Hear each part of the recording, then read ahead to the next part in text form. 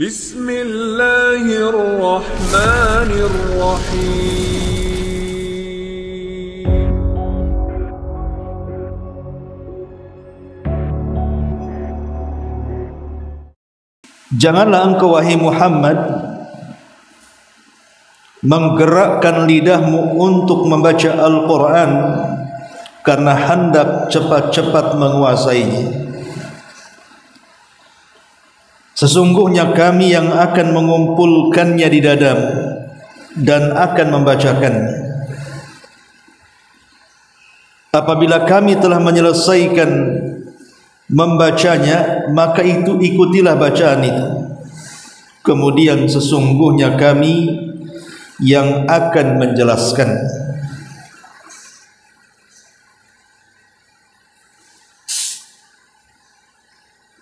Baik ma'asyiral muslimat yang dimuliakan Allah Subhanahu wa taala, ayat ini 5 ayat ini atau 4 ayat ini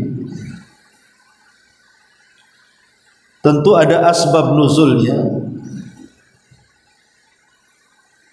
Lalu apa asbab nuzul dalam ayat ini? Ma'asyiral muslimat yang dimuliakan Allah Subhanahu wa taala, kita tahu bahwa saat Nabi sallallahu alaihi wasallam berusia 39 tahun, hampir menginjak 40 tahun. Tepat 6 bulan sebelum Nabi sallallahu alaihi wasallam diangkat menjadi nabi dan rasul, maka Nabi sallallahu alaihi wasallam selalu bermimpi dengan mimpi-mimpi yang aneh, di mana mimpi ini dijelaskan oleh Ummul Mukminin Aisyah radhiyallahu anha, kafalaki subhi. Mimpi itu seperti falak subuh, saking jelasnya dan terangnya. Maknanya setiap Nabi sallallahu alaihi wasallam bermimpi selalu menjadi kenyataan dalam kehidupannya, dan itu berlangsung selama 6 bulan berturut-turut. Sampai pada waktunya ketika 6 bulan berlalu dan usia Nabi sallallahu alaihi wasallam tepat di usia 40. Dan ingat, usia 40 itu adalah usia yang sangat cemerlang dalam kehidupan manusia.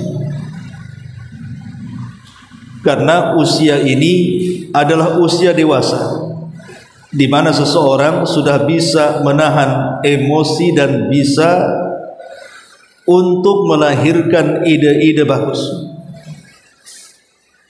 Apalagi di usia seperti ini sudah banyak rintangan yang dilalui manusia, karena separuh lebih hidupnya sudah dijalani.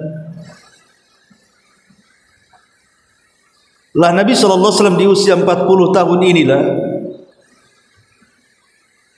meminta izin kepada Khadijah, istri tercintanya, untuk tafakkur dan memilih tempat yang tinggi, tepatnya di Gua Hira. Jabal Hira ini cukup jauh dari Mekah dan cukup tinggi sehingga orang yang naik di atasnya mampu melihat pemandangan kota Mekah dan sekitarnya. Maka Nabi sallallahu alaihi wasallam setelah membawa perbekalan yang cukup 1 bulan, dia pun meminta izin kepada istrinya untuk tafakkur di gua itu, tepatnya di Jabal Hira. Maka selama Nabi sallallahu alaihi wasallam tafakkur di gua itu, Nabi sallallahu alaihi wasallam hanya mengikuti bisikan fitrahnya, karena memang belum ada ajaran yang diajarkan Allah Subhanahu wa taala bagaimana cara beribadah kepada Allah.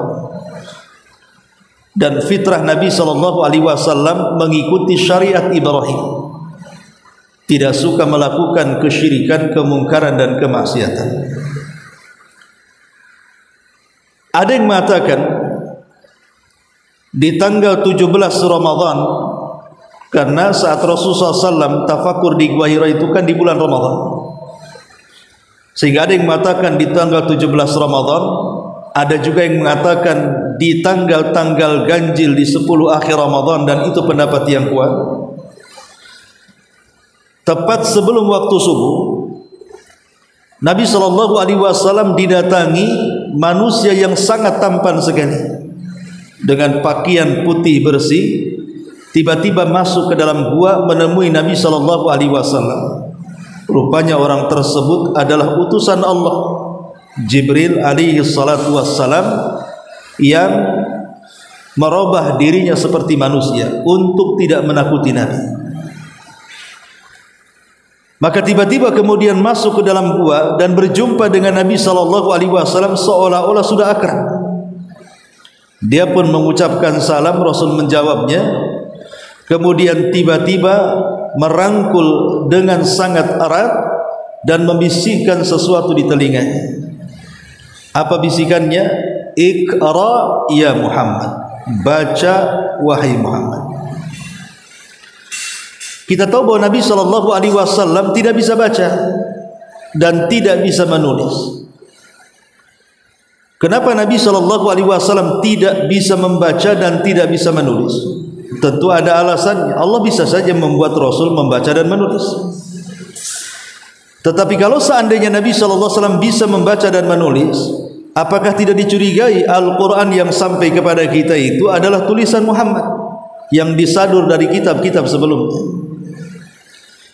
Sehingga untuk mencegat bahwa Al-Quran itu tulisan Muhammad dan kecurigaan manusia bahwa itu bukan saduran kitab-kitab sebelumnya atau dari perkataan-perkataan bijak orang lain, makanya kemudian Nabi SAW tidak dibuat mampu membaca dan menulis, supaya orang tahu bahwa Al-Quran yang kelak turun kepada Rasul murni adalah wahyu.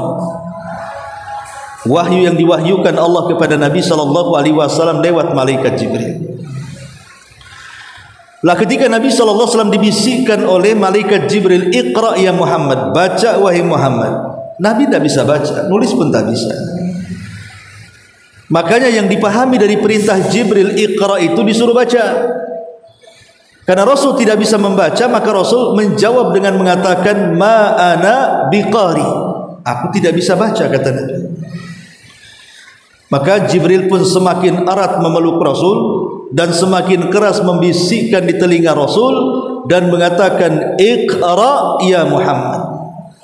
Lagi-lagi Nabi SAW menyangkal dan mengatakan ma ana biqari, aku tidak bisa baca.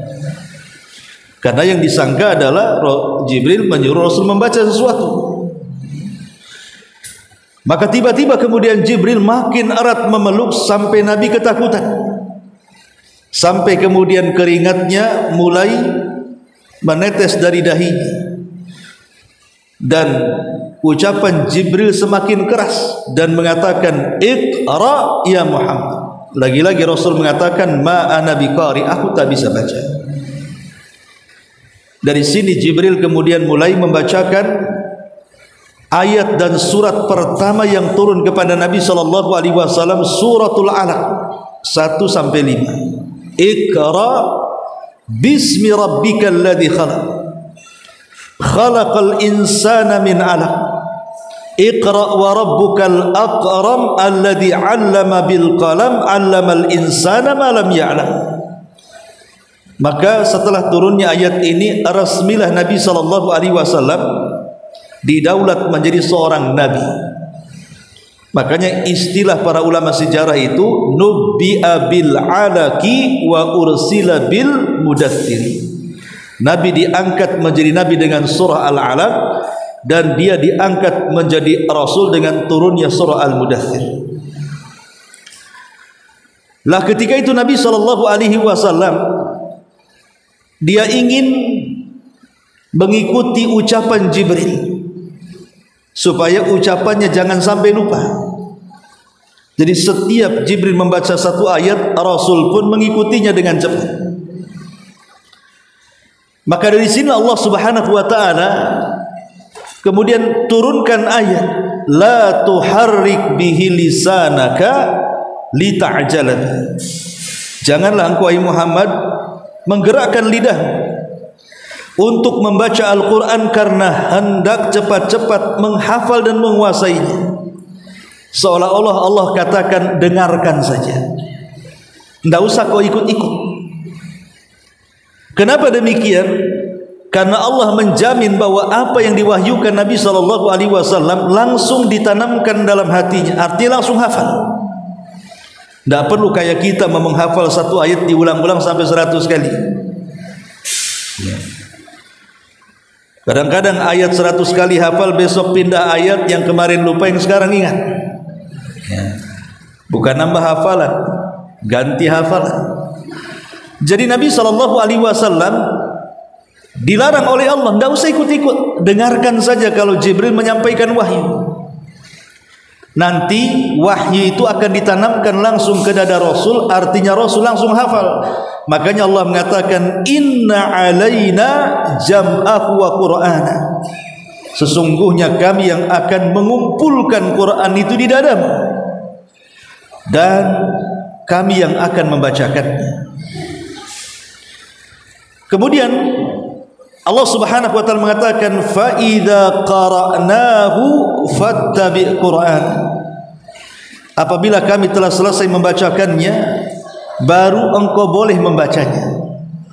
Jadi saat turun wahyu, Allah Subhanahu wa taala memerintahkan Rasul untuk tidak mengganggu malaikat Jibril menyampaikan wahyu, biarkan dia bicara. Apa yang Allah wahyukan kepada Jibril untuk disampaikan kepada Rasul, dengarkan saja. Nanti kalau sudah selesai, pamannya Jibril datang dengan surah Al-Ikhlas, dengarkan sampai habis. Maka setelah itu Allah akan tanamkan hafalan surah Al-Ikhlas itu di dada Nabi. Lah kalau sudah selesai, maka Allah mengatakan fa idza qara'nahu fattabi' Qur'an, apabila kami selesai membacakan Al-Quran baru kau membacanya. Kemudian Allah mengatakan thumma inna alaina bayan, kemudian sesungguhnya kami yang akan menjelaskannya. Jadi Nabi SAW tidak perlu belajar tafsir kayak kita gitu. Untuk memahami ayat per ayat tidak perlu dipelajari, karena dengan turunnya ayat per ayat Allah langsung menanamkan pemahaman bahwa ayat ini tujuannya apa, perintahnya apa, larangannya apa, maksudnya apa. Rasul langsung paham.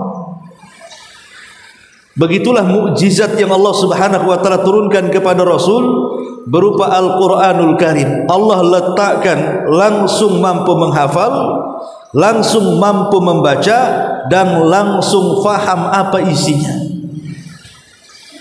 Inilah baru keajaiban bahwa Nabi SAW mendapatkan kecerdasan itu karena yang mengajarkan Jibril langsung. Jadi gurunya Nabi SAW adalah Jibril, dan Allah yang mengilhamkannya dalam bentuk mukjizat. Ma'asyiral muslimat yang dimuliakan Allah Subhanahu wa taala, dari 4 ayat ini ada 2 faedah besar bagi kita. Pertama, fadlu hifdil Qur'ani, keutamaan besar seorang muslim ketika mampu menghafal Al-Quran. Yang kedua, fadlu qiraatil Quran, keutamaan besar walaupun dia tidak menghafal tetapi dia juga berusaha untuk membacanya. Baik, lalu apa keutamaan yang akan didapat bagi mereka para penghafal Quran ini? Ma'asyiral muslimat yang dimuliakan Allah Subhanahu wa taala, yang pertama, hifdzul Qur'ani sunnatun muttaba'atun, bahwa menghafal Quran itu merupakan sunnah yang harus diikuti. Alasannya karena Nabi SAW beliau penghafal Quran, di mana Allah Subhanahu wa taala tanamkan ke dada Rasul langsung dia hafal Quran. Artinya Nabi SAW manusia pertama yang hafal Quran.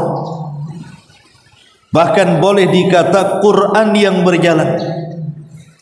Sebagaimana Aisyah radhiyallahu anha pernah ditanya tentang akhlaknya Nabi SAW, maka Aisyah ummul mukminin radhiyallahu anha mengatakan kana khuluquhul Quran. Adalah akhlak Nabi itu Quran itu sendiri. Seolah-olah Nabi itu Quran yang berjalan. Yang kedua, hifdzul Quran itu yunajji sahibahu minan nar. Ingat, orang yang menghafal Quran, maka Quran itu bisa menyelamatkan para penghafalnya dari kobaran api neraka. Dan inilah kesuksesan yang nyata. Karena ada orang di dunia menganggap kesuksesan itu kalau selamat dari penyakit, selamat dari kefakiran, selamat dari bahaya dunia, kecelakaan dan yang semacamnya. Bukan, ya itu memang keselamatan, tapi itu bukan keselamatan yang hakiki. Tapi keselamatan yang hakiki adalah ketika orang terbebas dari api neraka. Itulah yang Allah katakan, faman zuhziha 'anil nar wa udkhilal jannah faqad faz. Siapapun yang dihindarkan dari api neraka dan dimasukkan ke dalam sorga, barulah dia dinyatakan sukses dengan gemilang. Lah para penghafal Quran itu akan diselamatkan dari api neraka berdasarkan hadis Nabi yang disahihkan oleh Syalbani rahimahullahu taala, di mana Rasul mengatakan lau jama'al Quran fi ihabin ma ahraqahu Allahu bin nari. Kalau seandainya Allah Subhanahu wa taala kumpulkan Quran dalam sebuah tempat, maka Allah tidak akan membakar tempat itu dengan neraka. Bagaimana kalau seandainya Quran itu ada di dada-dada ibu? Maka Allah tidak akan menyentuh dada kita dengan api neraka. Kemudian yang ketiga, annahu tunalu bihi syafa'atu. Para penghafal Quran itu dijamin mendapatkan syafaat. Dalam hadis Nabi SAW mengatakan, iqra'ul Qur'ana fa innahu ya'ti yaumal qiyamati syafi'an li ashabi. Bacalah Quran, karena boleh jadi Al-Quran itu akan datang menghadap Allah pada hari kiamat dan akan menjadi syafaat bagi para penghafalnya. Ingat, di akhirat itu tidak ada yang bisa menyelamatkan kita kecuali dengan 3 perkara. Pertama, amal saleh yang kita lakukan. Yang kedua, syafaat. Dan yang ketiga, rahmat dari Allah Subhanahu wa ta'ala. Lah salah satu yang bisa menyelamatkan kita syafaat. Lah Quran itu akan memberikan syafaat bagi para pembacanya. Kemudian yang keempat, annal Qur'ana yarfa'u sahibahu fil jannah. Jadi Quran ini bukan hanya sekedar memasukkan para penghafalnya ke dalam sorga, tapi lebih daripada itu menentukan tinggi rendahnya tingkatan di sorga. Dan itu berdasarkan hadis Nabi SAW. Ketika para penghafal Quran dikumpulkan di sorga, maka Nabi mengatakan yuqalu li sahibil Quran, akan dikatakan kepada para penghafal Quran yaumal qiyamah, pada hari kiamat, iqra wartab warattil kama kunta turattil fid dunya fa inna manzilataka inda akhiri ayatin taqra'uha. Kata Nabi SAW, baca. Ketika dia membaca Al-Quran di sorga itu, Allah letakkan rab-rab dalam bahunya semacam sayap. Kemudian dia terbang memilih tingkatan, dan antara tingkatan sorga ke tingkatan sorga berikutnya antara jarak langit dan bumi. Jadi dia suruh terbang ke atas, menunjukkan Al-Quran ini juga dibaca sampai ke sorga. Kemudian ketika menentukan tingkatan itu, maka disuruh mentartilkan sambil membaca Quran. Rasul Allah mengatakan, bacalah Quran dengan tartil sebagaimana kau baca di dunia. Kemudian di ujung riwayat Rasul mengatakan, karena kedudukanmu di sorga itu sesuai dengan akhir ayat yang kau baca di dunia. Dari hadis ini Syekhul Islam Ibn Taimiyah rahimahullah ta'ala mengatakan bahwa tingkatan sorga itu sejumlah ayat di dalam Al-Quran. Berapa jumlah ayat dalam Al-Quran? Ya 6.000 lebih, 6.400, 6.500 kurang lebih jumlah ayat dalam Al-Quran. Sejumlah itulah tingkatan di sorga. Lah para penghafal Quran itu akan terus naik dan akan berhenti di tingkatan sebagaimana akhir ayat yang kita baca di dunia. Kalau sebelum kita meninggal kita membaca surah Al-Ikhlas dan itu akhir yang kita baca di dunia, maka ketika sudah sampai di surat itu, berarti disitulah tingkatan yang Allah tentukan kepada kita. Ini yang keempat. Yang kelima, bahwa Al-Quran ini bisa memuliakan para penghafal di dunia apalagi di akhirat. Kata Nabi SAW, inna min ijlalillahi ta'ala iqramu dhisyaibatil muslim wa hamilul qur'ani ghairal ghali fihi wal jafi anhu wa iqramu dhi sultanil muqsid. Kata Nabi SAW, termasuk seseorang itu memuliakan Allah Subhanahu wa ta'ala, mengagungkan Allah Subhanahu wa ta'ala ketika seseorang melalui 3 tahapan. Kalau seseorang melakukan 3 tahapan, berarti kita telah mengagungkan Allah. Pertama, memuliakan orang yang sudah tua. Jadi kalau ada orang yang lebih tua dibandingkan kita, hormati mereka, karena itu bentuk pengagungan kita kepada Allah. Maknanya kalau kita tidak menghormati orang tua, berarti kita belum dianggap mengagungkan Allah. Dan orang tua di sini siapa saja, tidak mesti orang tua sendiri. Pokoknya orang yang usianya di atas kita, kita muliakan mereka. Apalagi bahasanya syaibah. Artinya syaibah itu orang yang sudah keluar ubannya, berarti usia-usia 40 tahun, 50 tahun, 60 tahun ke atas, sudah tua renta, maka harus lebih dimuliakan lagi mereka. Kemudian yang kedua, para penghafal Quran,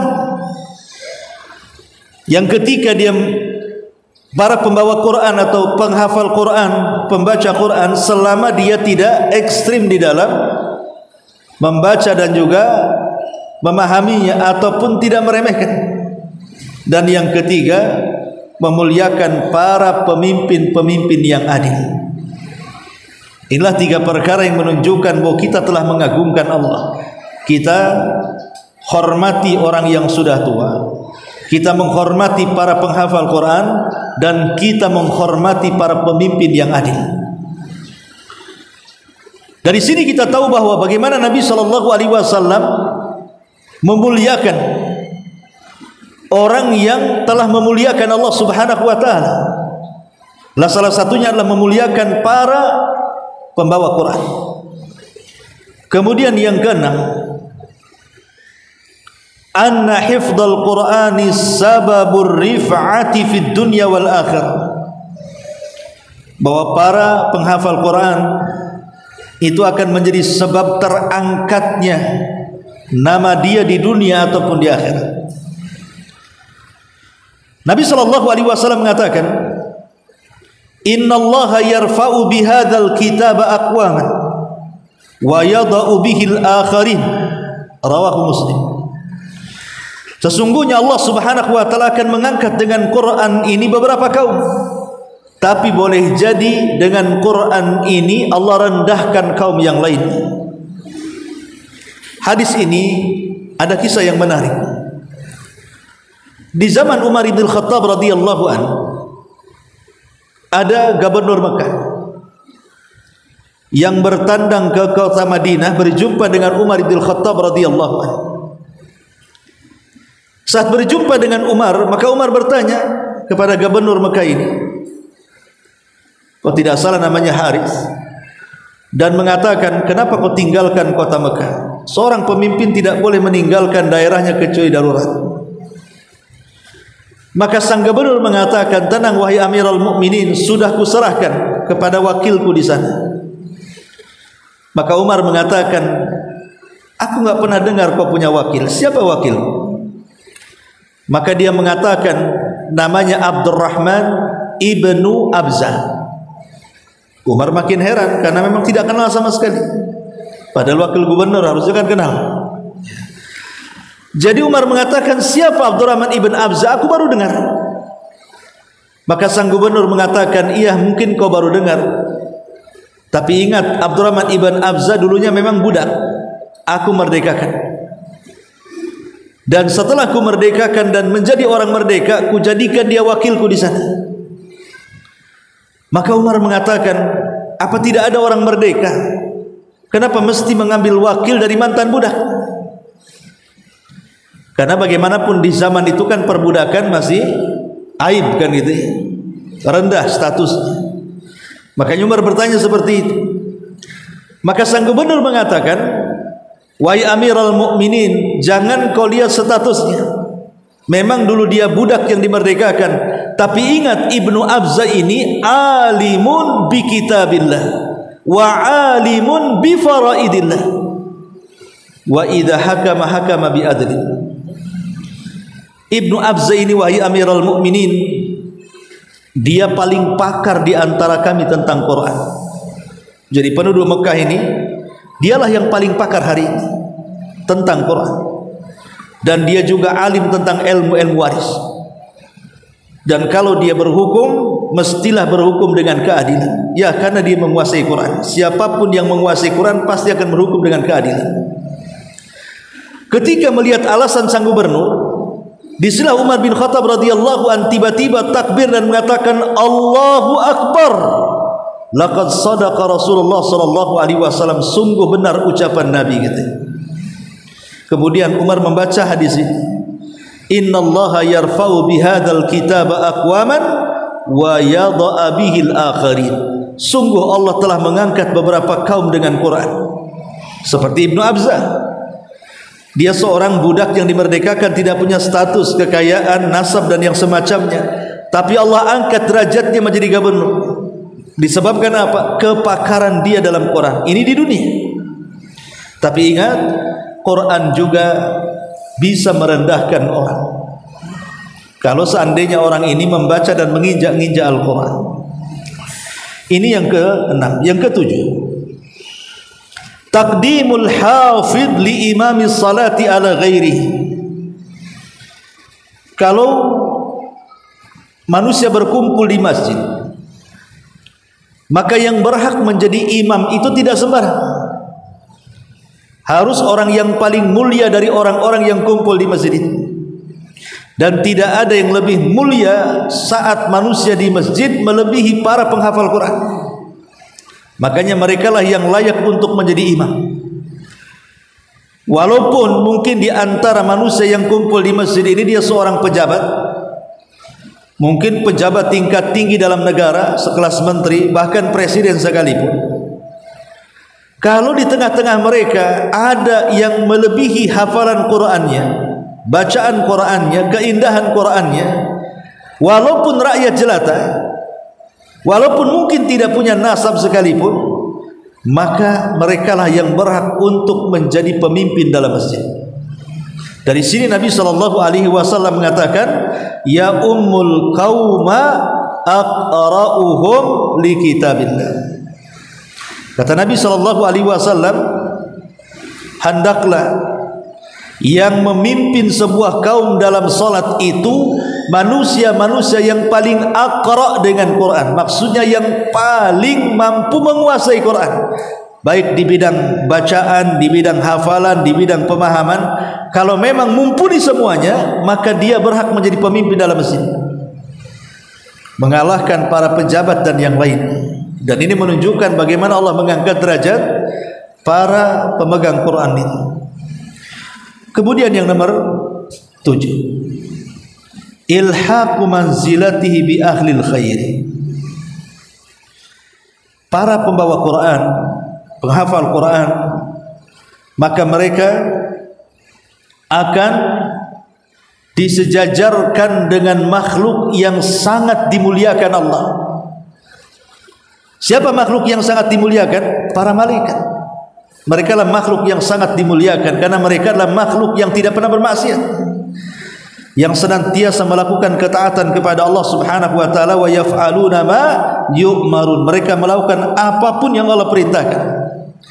Lah Nabi mengatakan al-mahiru bil Quran, orang yang mahir dalam Quran, ma'as safaratil kiramil barar, akan sekedudukan bersama para malaikat yang dermawan lagi baik. Malaikat yang safar ke sana kemari mencari para penghafal dan pembaca Al-Quran. Lihat bagaimana dimasukkan dalam kedudukan yang mulia bersama para malaikat. Kemudian yang nomor 8 ya, 9, annal ghibtatal haqiqiyyata takunu fi hifdzil Qur'ani, bahwa ghibtah yang hakikat itu hanya boleh kepada para penghafal Quran. Apa maksudnya ghibtah yang hakikat? Ghibtah itu bagian daripada hasad, tetapi hasad yang baik. Hasad itu ada dua. Ada hasad yang tercela, berangan-angan supaya kenikmatan orang lain hilang, bahkan berangan-angan supaya kenikmatan orang lain hilang dan berpindah kepada dia. Tetapi di sana ada hasad yang mamduha, yang terpuji. Apa itu? Itulah yang disebut dengan al-ghibtah namanya. Ghibtah itu hasad yang terpuji. Bagaimana bentuknya hasad yang terpuji? Nabi SAW bersabda, la hasada illa fisnataini, rajulun atahu Allahul kitaba fahuwa yakumu bihi ana al-laili wa atrafan nahar. Tidak ada hasad kecuali dalam dua perkara. Artinya hasad ini haram hukum asalnya, kecuali menjadi boleh bahkan berpahala di dua kondisi. Lah salah satunya kata Nabi SAW, seseorang yang diberikan oleh Allah kemampuan membaca, menghafal dan menguasai Quran. Dengan Quran itulah akhirnya dia bisa sholat malam. Dengan Quran itu pula dia tidak henti-hentinya membaca di siang hari. Kemudian kita ini yang tidak seperti orang itu berangan-angan, ya Allah, kalau aku seperti dia menjadi para penghafal Quran, hobi dengan Quran, aku pun akan melakukan hal yang sama. Sebenarnya kalimat ini hasad, tapi hasad yang tidak tercela, tapi justru hasad yang terpuji. Inilah yang disebut dengan ghibtah tadi. Hasad yang mendapatkan pahala, ingin mendapatkan nikmat orang lain tetapi tidak ingin menghancurkan kenikmatan orang lain. Kalau hasad yang tercelakan ingin mendapatkan nikmat orang lain dan menghancurkannya. Itulah bedanya di sini, ya. Yang satu menginginkan kenikmatan orang lain tetapi tidak hendak menghancurkannya, yang satu menginginkan kenikmatan orang lain dan berniat menghancurkannya. Yang pertama hasad terpuji dan yang kedua hasad tercela. Lah yang pertama contohnya kepada para penghafal Quran. Mungkin ibu punya tetangga orang bagus Qurannya, saya ingin mendapatkan nikmat seperti dia, tapi saya tidak mendoakan supaya kepalanya terbentur biar hafalannya hilang. Itu maksudnya, ya. Lain kalau kemudian hasad tercela, kenapa kok dia bisa hafal Quran sehingga orang memuliakan dia, saya racun aja lah supaya otaknya error hingga hafalannya hilang semua. Nah, itu namanya menginginkan kenikmatan orang lain dan menghancurkannya. Ini hasad yang tercela namanya. Tapi kalau tidak menginginkan kehancurannya, hanya ingin seperti dia saja, maka itu disebut dengan ghibthah, hasad yang terpuji, bahkan mendapatkan pahala besar. Ma'asyiral muslimat yang dimuliakan Allah Azza wa Jalla. Kemudian yang nomor 10, anna hifdzal Qur'ani, bahwasanya orang yang menghafal Quran, wa ta'allumahu, dan orang yang belajar Quran, wa ta'limahu, dan mengajarkan Al-Quran, khairun minad dunya wa ma fiha, itu lebih baik dibandingkan dunia dan isinya. Apa sih isi dunia dan isinya itu? Ya tentu macam-macam lah. Rumah bagus, kendaraan mewah, gedung bercakar, tanah luas, kenikmatan banyak. Itulah nikmat dunia yang kita rasakan hari ini. Itu tidak lebih baik dibandingkan apa? Para penghafal Quran, pelajar Quran, pengajar Quran. Karena Nabi SAW mengatakan, afala yaghdu ahadukum ilal masjid fayu'allim aw yaqra ayataini min kitabillahi azza wa jalla khairun lahu min naqataini wa thalathun khairun min thalathin wa arba'un khairun min arba'in wa man a'dadu wa min a'dadihinna minal ibili. Kata Nabi SAW, seandainya salah seorang di antara kalian menyengaja berjalan dari rumah ke masjid, tujuannya satu, mengajar Quran, membaca 2 ayat Al-Quran, maka semata-mata ibu membaca 2 ayat Quran saja nilainya sama dengan berkurban 2 ekor unta. Kalau 3 ayat, 3 ekor unta. Kalau 4 ayat, 4 ekor unta. Maka jumlah kurban disesuaikan dengan jumlah ayat yang kita baca. Syaratnya ada niat ke masjid. Jadi memang ada niat datang ke masjid, bukan untuk persoalan yang lainnya. Memang ingin baca Quran di masjid, itu syaratnya. Jadi ada niat ingin baca Qurannya bukan di rumah tapi di masjid.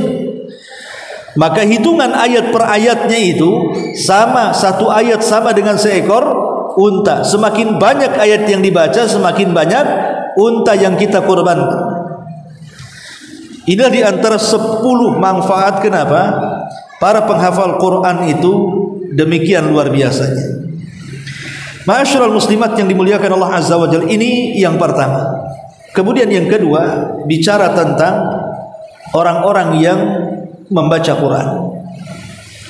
Karena mungkin kalau seusia ibu-ibu yang sudah sepuh, yang sudah banyak masalah dunia bercokol di kepala ibu, kalau menghafal itu kayaknya sulit sekali. Sebenarnya bukan tidak bisa menghafal, bisa, cuman terlalu banyak hafalannya di kepalanya itu. Hafalan utang, hafalan ini, macam-macam campur ya. Makanya akhirnya karena banyaknya hafalan, bukan hanya Quran saja, itulah yang kemudian membuat error otak ibu-ibu itu. Sehingga kalaupun kita tidak bisa menghafal Quran, seperti anak-anak muda yang Masya Allah sekali duduk bisa satu muka gitu ya, maka jadilah para pembaca Quran. Jadilah para pembaca Quran. Ma'asyiral muslimat yang dimuliakan Allah Azza wa Jalla, ulama mengatakan tilawatu kitabillah min afdalil ibadati allati yataqarrabu bihal abdu ila rabbi. Ulama mengatakan membaca Al-Quran itu seafdal-afdalnya ibadah, di mana ibu bisa mendekatkan kepada Rabbnya. Jadi membaca Quran itu seutama-utama ibadah. Seorang hamba mendekatkan diri kepada Allah Subhanahu wa ta'ala. Allah mengatakan dalam surah Fatir 29, innal ladina yatluna kitaballahi wa aqamus salata wa anfaqu mimma razaqnahum sirran wa alaniyatan yarjuna tijaratan lan tabur. Sesungguhnya orang-orang yang mereka membaca Al-Quran, selain itu mereka juga mendirikan salat dan menunaikan zakat yang kami rizkikan kepada mereka. baik terang-terangan ataupun sembunyi-sembunyi, maka sesungguhnya mereka telah mengharap jual beli bersama Allah Subhanahu wa taala yang tidak pernah akan rugi selamanya. Jadi membaca Quran itu bagian daripada jual beli kita dengan Allah. Kalau jual beli dengan manusia terkadang rugi, terkadang untung, terkadang tidak rugi dan untung. Tapi kalau berjual beli dengan Allah itu sudah untung, lipatannya juga luar biasa. Ini yang harus dipahami, bahwa para pembaca Quran itu adalah mereka sedang melakukan seafdal-afdalnya ibadah. Dan pentingnya membaca Quran itu sampai Nabi sallallahu alaihi wasallam memerintahkan kita untuk membaca Quran. Jadi Rasul yang senantiasa di banyak riwayatnya memerintahkan umatnya untuk jangan meninggalkan Quran, dan diperintahkan untuk senantiasa membaca Quran. Dalam sebuah hadis Rasul mengatakan, ta'allamul Qur'ana fa innahu ya'ti yaumal qiyamati syafi'an li ashabi wa 'alaikum bizahrawaini al-baqarah wal imran fa innahuma ta'tiyani yaumal qiyamah ka'annahuma ghamamatan aw ka'annahuma ghayayatan aw farqani min at-tayr tuhajani an ashabihima wa 'alaikum bi suratil baqarah fa inna akhdaha barakatuh wa tarkaha hasratuh wa la yastati'u hal batalatuh. Rawahu Muslim. Kata Nabi, pelajari Quran, karena dia nanti pada hari kiamat akan menjadi syafaat bagi para pembacanya. Dan utamakan dua surat Al-Baqarah dan Al-Imran, karena keduanya akan menjadi sayap, dalam riwayat akan menjadi awan yang menaungi kita dari teriknya matahari pada hari kiamat. Dan bacalah surah Al-Baqarah, karena siapapun yang mengambilnya akan mendapatkan berkah, siapapun yang meninggalkannya akan mendapatkan penyesalan, dan tidak ada satu pun tukang sihir yang sanggup untuk sampai kepadanya untuk menyakitinya. Makanya dulu pernah saya ceritakan tentang ada anak muda yang datang ke seorang dukun.